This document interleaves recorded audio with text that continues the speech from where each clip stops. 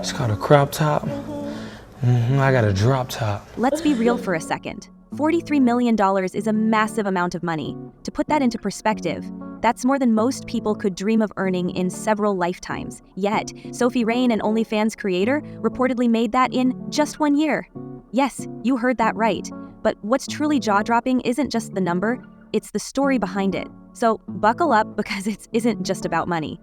This is about fame, criticism, and the darker side of internet stardom. The meteoric rise.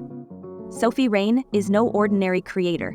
With over 2.6 million followers on X, 5 million on Instagram, and a staggering 9 million on TikTok, her social media empire is undeniable.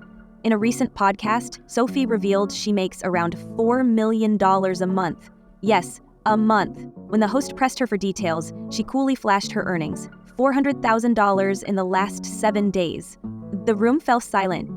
For most of us, that's monopoly money, impossible to imagine, let alone, spend. But it begs the question, how did she blow up so fast? The answer is both simple and painfully predictable. Sex sells. Sophie's content is a calculated mix of suggestive outfits, viral TikTok dances, and, let's not sugarcoat it, clever exploitation of a market thirsty for attention.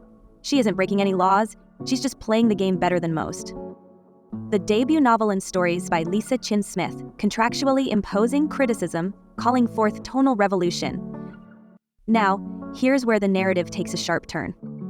Sophie Rain has been accused, loudly and repeatedly, of marketing adult content to kids.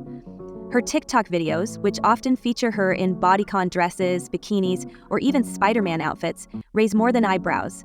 Critics argue her main audience falls into the 15-23 age range, with a disturbing overlap of even younger viewers. And while Sophie has vehemently denied these allegations, going as far as to address them in tearful interviews, her actions tell a different story. Take the infamous Spider-Man scandal. Sophie went viral after a video of someone in a Spider-Man suit surfaced online. The internet falsely assumed it was her, and instead of shutting it down, she leaned into the narrative, using the buzz to promote herself. Later, she claimed it wasn't her, pointing to another creator named Naomi Sa, but by then, the marketing was done. As Sophie said herself, "I'm aware that I have a child audience on TikTok, but it was never my intention to advertise to kids." Really? Then why double down on Spider-Man content, knowing the character's universal appeal, especially to children? Intentions aside, her strategy worked, and that's what infuriates critics the most. Fame or infamy? Sophie's polarizing persona doesn't stop there. She has a reputation for not handling criticism well, often clapping back at commenters or hopping on podcasts to clear the air. But instead of addressing concerns maturely, her responses often come off as rehearsed, deflective, or painfully naive. Take her infamous interaction with FaZe Clan. During a live stream, a participant gave her a brutal reality check.